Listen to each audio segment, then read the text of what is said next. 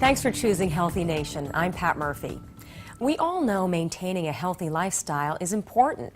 It's about getting the right exercise, enough sleep, and maintaining a healthy diet. For most people, that's hard enough. But what happens when the food that we eat doesn't fuel our body the way it should? For Americans with diabetes, that's a problem they deal with every day. Let's answer the question, what is diabetes? Dr. Carrie Peterson has the answer for us. Diabetes prevents the body from processing food into the fuel we need to function every day. It can occur in just about anyone, but family history, body weight, and age can play a role. There are two major types of diabetes. Type 1 used to be called juvenile diabetes, and it affects about 2 million Americans.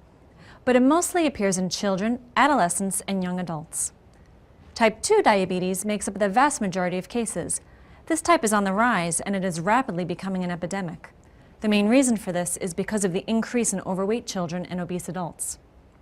Type 2 diabetes used to affect adults almost exclusively, but now we are seeing it more often in younger people, again because of this rise in childhood obesity.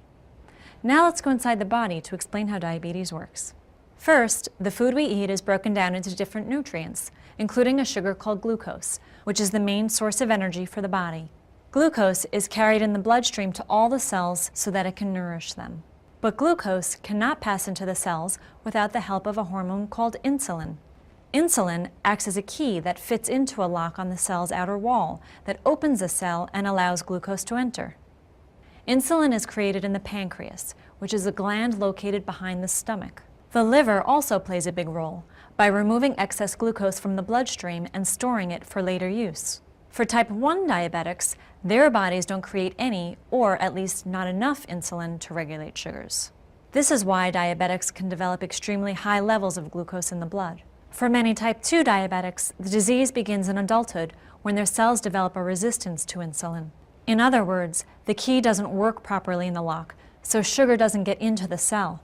Typically, this resistance triggers the pancreas to create more insulin to handle the rise in blood sugar.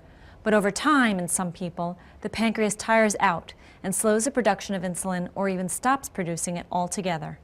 The primary symptoms for both types of diabetes are thirst and frequent urination. Essentially, the body needs water to filter excess glucose from the blood. Other symptoms of diabetes include weight loss, blurred vision, and fatigue. Sometimes these warning signs become apparent after flu-like illness. There are great treatments for diabetes, and it's best if you catch the early warning signs. If left untreated, diabetes could cause a number of major problems, including kidney damage, which can lead to dialysis, increased risk of heart attack and stroke, amputations, blindness, coma, and even death.